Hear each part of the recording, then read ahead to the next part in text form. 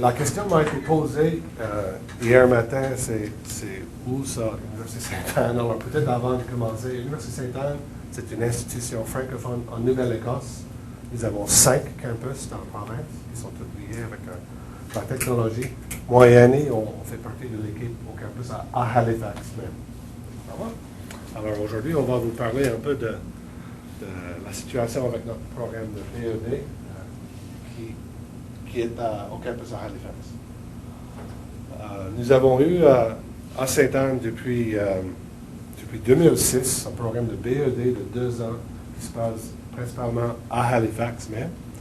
Avant, notre campus principal était à la pointe de l'Église, puis c'est là où on a eu des programmes de 2 ans et ou des programmes de 5 ans, BA, BSc, BED. Et c'était quelque chose de nouvel en 2006 qu'on avait débuté un programme à Halifax. Nous allons parler aujourd'hui des évaluations de nos stagiaires et nous avons choisi certaines catégories des critères pour étudier dans cette étude. Nous allons présenter et discuter un peu des résultats préliminaires, peut-être de notre recherche qui continue.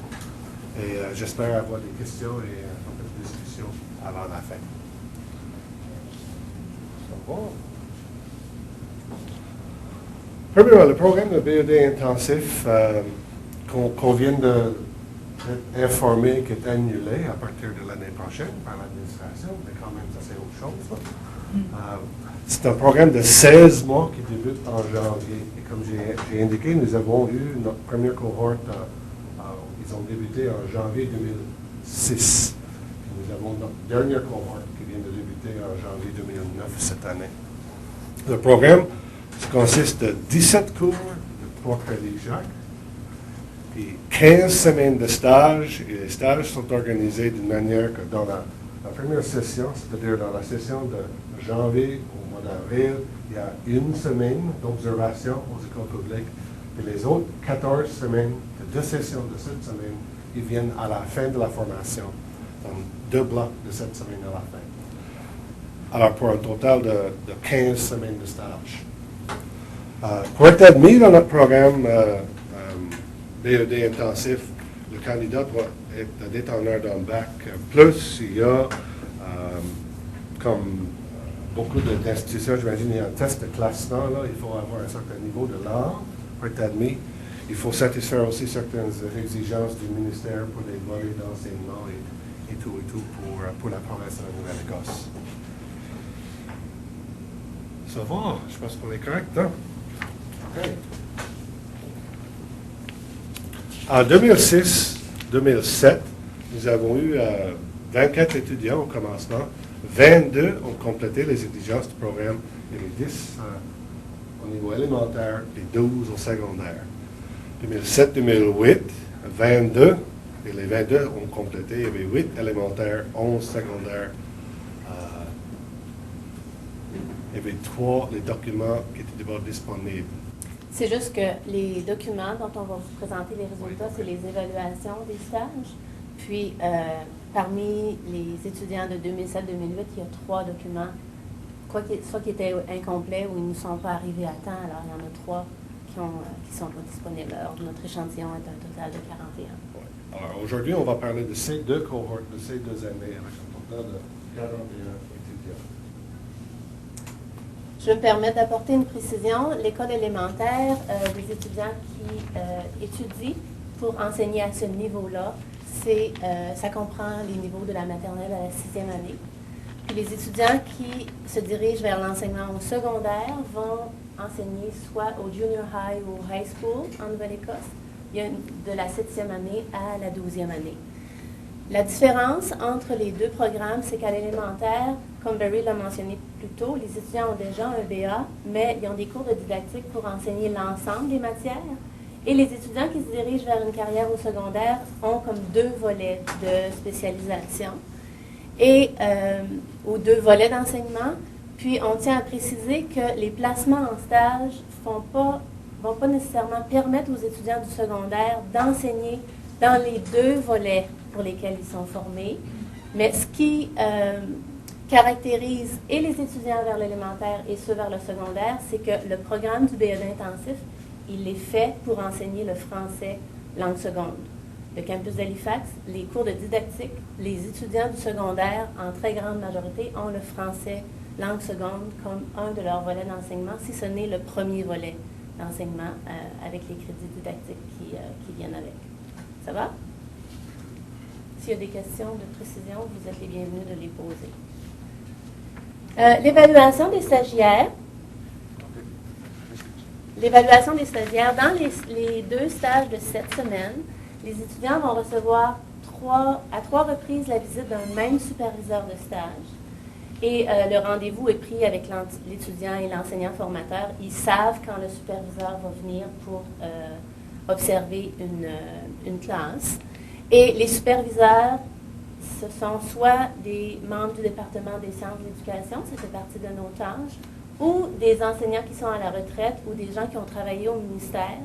Et les gens qui vont superviser les étudiants en français langue seconde ont une compréhension, de bonnes compétences langagières en français, pour pouvoir observer d'une manière efficace qu'est-ce qui se passe en salle de classe. Les étudiants aussi, lors des stages, doivent obligatoirement participer à des sessions de pré- et post-stage. Et à ce sujet-là, je vais passer la parole à Barry, qui est le prof qui a ça dans sa tâche, le chanceux. Alors, si tu peux nous donner quelques précisions. Oui, et encore pour le programme à Halifax, ça fait ma première année avec ces responsabilités-là.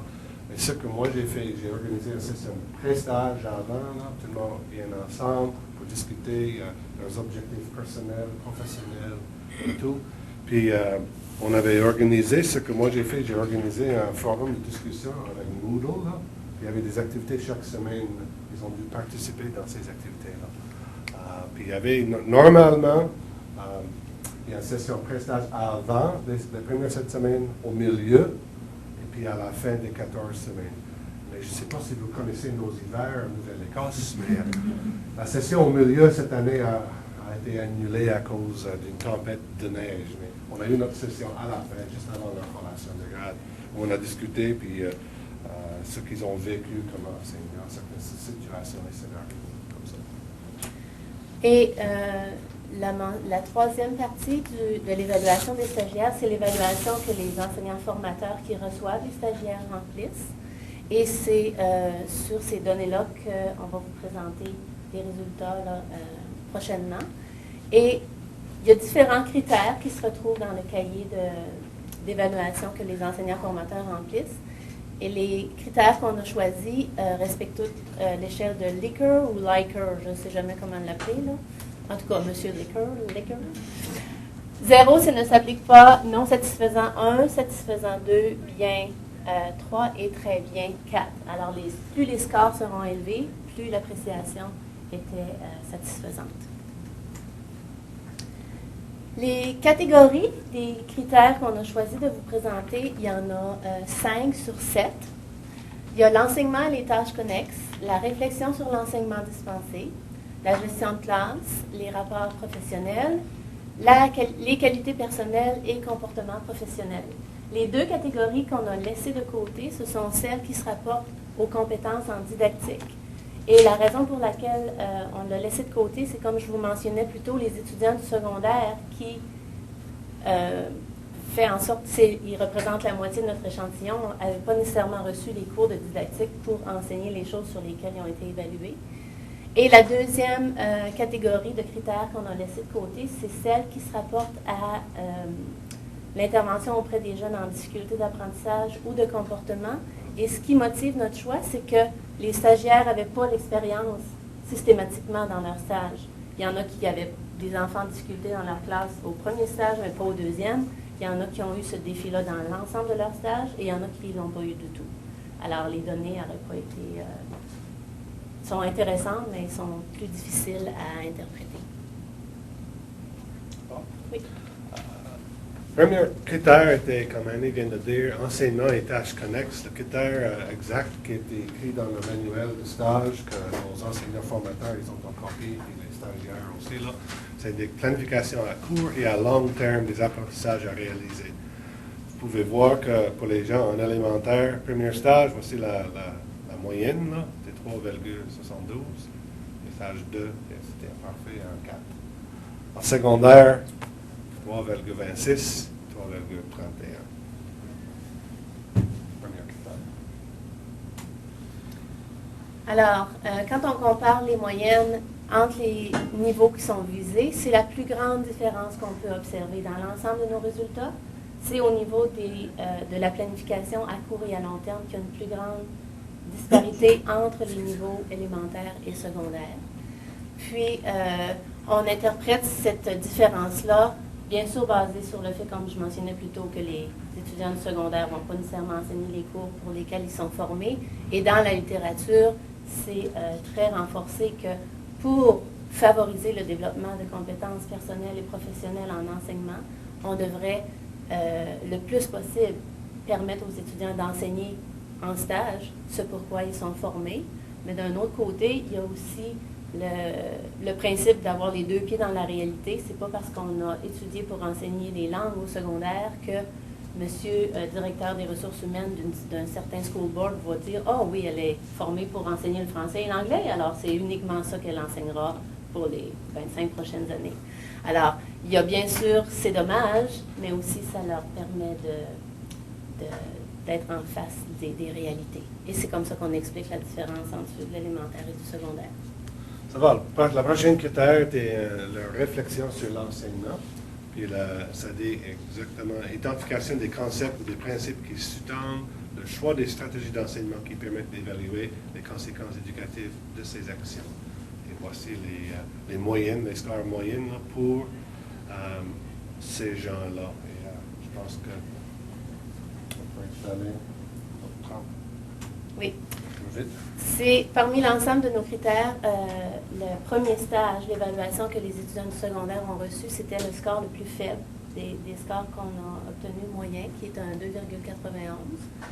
Et il y a, c'est une bonne nouvelle, il y a une amélioration lors du deuxième stage qui est assez significative et qui est comparable à ceux de l'élémentaire. Ce que ça nous fait, ce que ça soulève comme interrogation pour nous ou notre interprétation, c'est que c'est beau de pouvoir planifier et d'organiser et de faire nos leçons, mais le critère lui-même, c'est de pouvoir le justifier. Alors, comment est-ce qu'on verbalise, qu'est-ce qui motive systématiquement, quelle stratégie on prend? On se rend compte que les étudiants du secondaire, qui, principalement ceux du secondaire, ont peut-être un petit peu une difficulté à justifier davantage qu'est-ce qui les motive. Et c'est quelque chose qui est également documenté dans la littérature, que la formation initiale à l'enseignement devrait essayer de mettre un emphase supplémentaire sur le développement d'habiletés métacognitives pour permettre éventuellement de justifier leur position. Prochain critère était l'efficacité des principes de gestion de classe utilisés dans son enseignement. Et c'est toujours, comme vous pouvez imaginer, c'est toujours un sujet à discuter avec des enseignants, des stagiaires ou des gens qui sont en train de débuter leur carrière en enseignement. C'est toujours Et voilà, voici les statistiques. Il y avait une amélioration, mais plutôt avec les élémentaires que peut-être avec les secondaires. Oui, et ça nous a surpris un peu parce que les étudiants qui se dirigent vers l'enseignement à l'élémentaire ont eu l'amélioration la plus notable entre leur premier et leur deuxième stage quant à leur efficacité en gestion de classe. Et comment on l'explique? C'est que à l'élémentaire, le fait de pouvoir généraliser les apprentissages faits lors d'un premier stage, c'est-à-dire établir et faire respecter des règles dans une salle de classe, ce sont des habiletés qui sont plus facilement transférables parce que c'est plus du savoir-faire et un peu de savoir-être d'avoir à faire respecter des règles. Tandis qu'au secondaire, et ça c'est ressorti dans les rapports que les étudiants ont fait, c'est ce que je faisais dans mon premier stage à la fin, j'ai pas eu la chance d'arriver directement et de pouvoir le faire parce que les étudiants au secondaire se sont rendus compte que ce n'est pas tant le fait de donner des règles, mais bien d'établir des rapports avec les étudiants qui était le défi.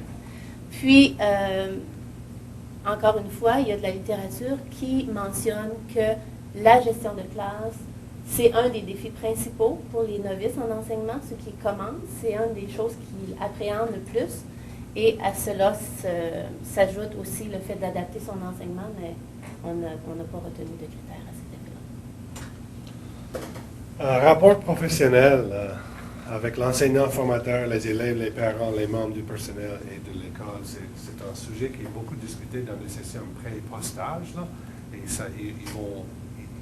savent ou ils ont remarqué certaines relations, mais ils ne savent pas vraiment quoi faire dans certaines situations. Alors, c'était intéressant pour nous autres de voir qu'il y avait une amélioration en stage aussi à cet effet-là.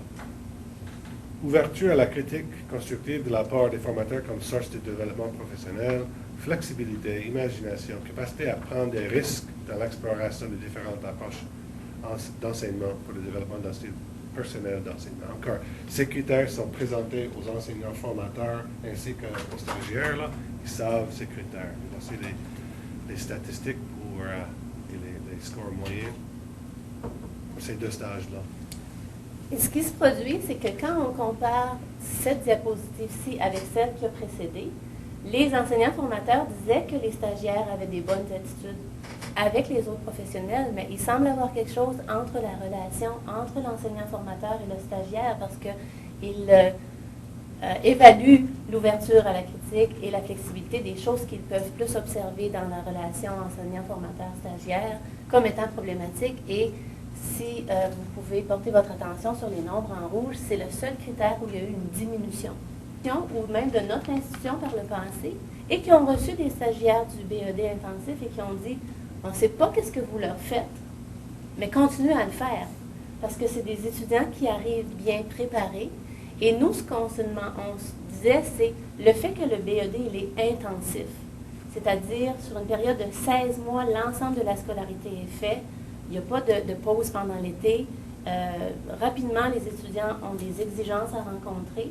Et il y a un enseignant qui recevait une stagiaire qui m'avait dit, quand j'étais en supervision, il avait dit « C'est la première fois que j'ai un stagiaire qui ne passe pas ses soirées à se plaindre qu'il y a trop de travail. » J'ai dit « C'est parce qu'ils se sont plaints les 16 mois qui ont précédé ou les 15 mois avant, parce qu'ils ont développé des attitudes de travail avec les exigences, parce que dans le BED intensif, on essaie de coordonner les exigences, les profs les uns avec les autres. Mais en tout cas, ça semblait être quelque chose de particulièrement notable. Dernièrement, le placement pour les stagiaires au secondaire, connaissance des programmes d'études, des volets d'enseignement. Nous avons, nous autres, et probablement chez vous aussi, des problèmes à trouver des placements. Et plus précisément avec un conseil scolaire de la province de la Nouvelle-Écosse, sans mentionner la grande ville où ils se trouvent, ils ont un certain problème avec les placements de leurs stagiaires avec toutes les institutions. Il y a 4 institutions qui ont un programme BED en Nouvelle-Écosse. Il y a de la compétition là, avec ça, puis souvent, on se trouve avec quelqu'un avec des volets d'enseignement en sciences humaines ou anglais là, qui se sont placés en immersion française juste parce qu'ils parlent français. Alors, il y a ce défi-là, puis peut-être certaines de nos évaluations, certains des commentaires que nous avons reçus, c'est suite à une vue de l'enseignant formateur dans ces situations comme ça. On est la seule institution francophone aussi, et même si on est en train de préparer des gens pour langue seconde, il y a un conseil scolaire francophone dans notre province qui cherche ton finissant aussi. Alors, souvent, nous avons des finissants qui sont formés en langue seconde et se trouvent pour des stages dans les contextes de langue maternelle en milieu minoritaire qui est vraiment qui est différent.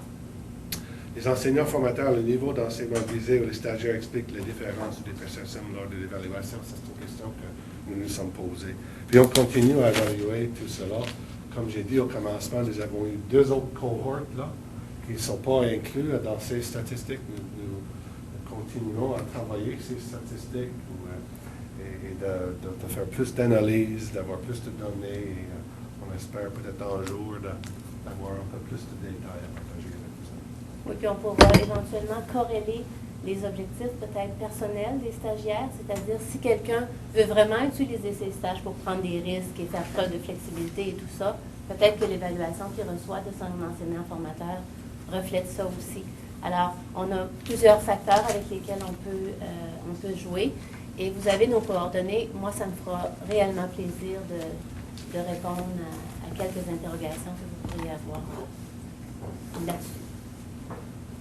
Ça complète ce qu'on avait pour vous ce matin.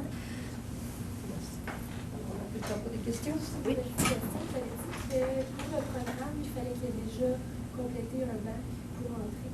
Est-ce que vous pensez que ça peut être un des facteurs qui pourrait expliquer un peu le succès de ce programme-là, dans le sens que les étudiants ont déjà eu une expérience universitaire, donc un certain rythme de travail?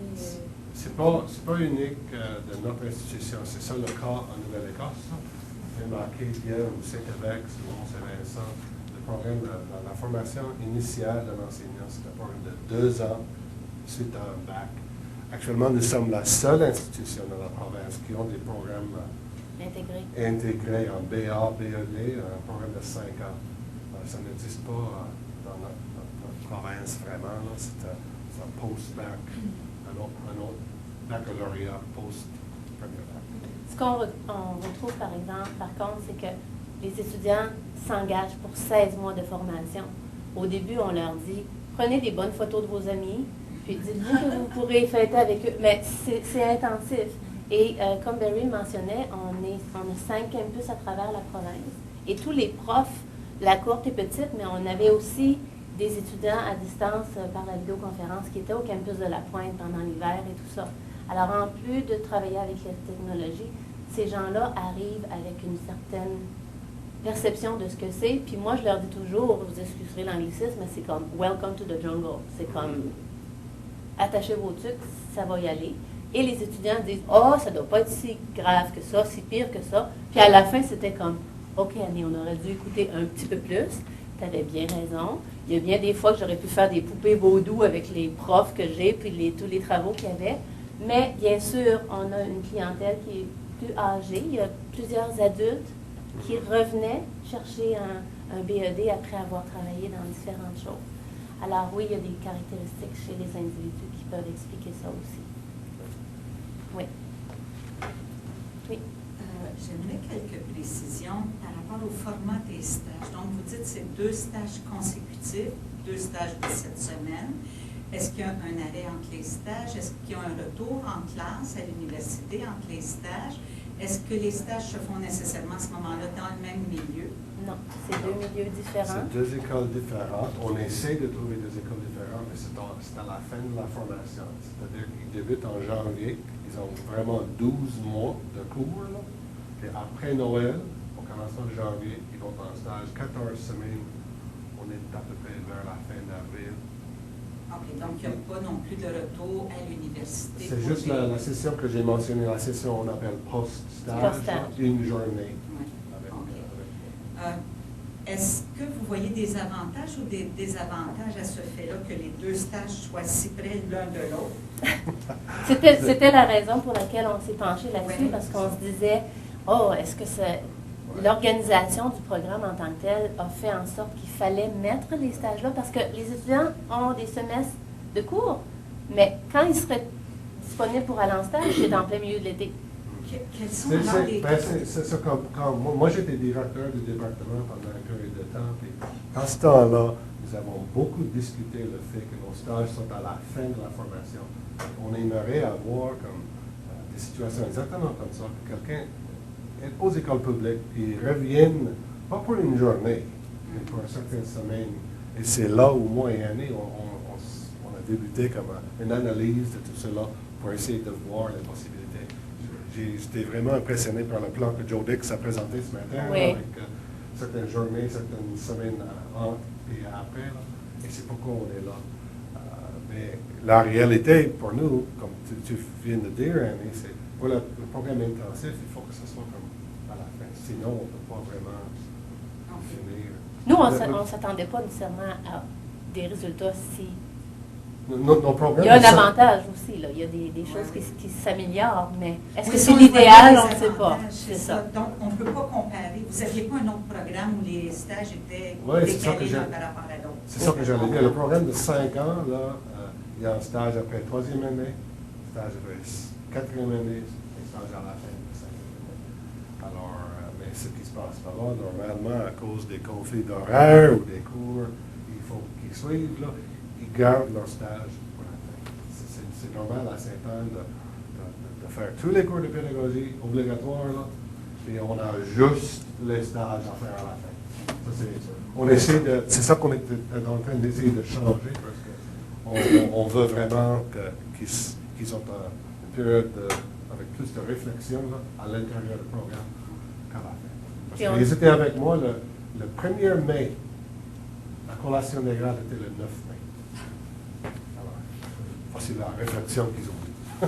Mais il y a le Moodle que tu fais à travers c'est pendant les stages. Alors. Oui, c'est on l'autre. n'a pas d'encadrement, Ouais. ça, on l'a bien vu. Ouais. C'est ça que, aussi, un autre aspect peut-être unique pour nous, là, nous avons des gens à Halifax, mais ils vont partout dans la province. Ils sont au Cap-Breton, là, ils sont à l'île de Prince-Édouard. J'ai eu même un stagiaire cette année à Ottawa. Alors, avec Moodle, avec la technologie, c'est là qu'on vraiment on partage nos questions, nos craintes, et puis on peut vraiment partager. Je ne veux pas dire que ça peut être remplacé une session face à face, là, mais ça aide beaucoup. Et comme j'ai dit, le fait que pour ce programme-là, le stage était en hiver en Nouvelle-Écosse, c'est pas évident. Quand on a amorcé ça, on pensait, bon, ben, on va leur démontrer que c'est peut-être pas l'idéal, mais les résultats qu'on obtient, c'est qu'il y a une amélioration. Mais là, on veut aller explorer davantage le fait que les enseignants formateurs qui reçoivent nos stagiaires, puis qui savent que c'est leur dernier stage, et que là, ils vont obtenir leur brevet, est-ce que la perception que ces gens-là, ou le regard qu'ils ont sur les enseignants de l'élémentaire, est-ce qu'elle est un peu idéale? Est-ce qu'on devrait plus avoir comme référence ce que les enseignants formateurs du secondaire nous ont donné? Ça soulève encore plusieurs questions parce que au départ, on se dit c'est comme il n'y aura pas d'amélioration ou très peu ou quoi que ce soit, mais finalement, ça s'articule vous autrement. avez non plus comme exigence, vous autres, mais le minimum en Nouvelle-Écosse, c'est 15 semaines de stage. Oui. Vous voyez que les autres institutions que je connais dans notre province, anyway, ils ont entre 18. L'institution en a 27, je pense. Alors, il me semble qu'on respecte le minimum, là. Et c'est pas... Pour le marché du travail, ça fonctionne, mais pour la formation initiale, peut-être il faut des changements. Merci beaucoup. On va devoir être ici.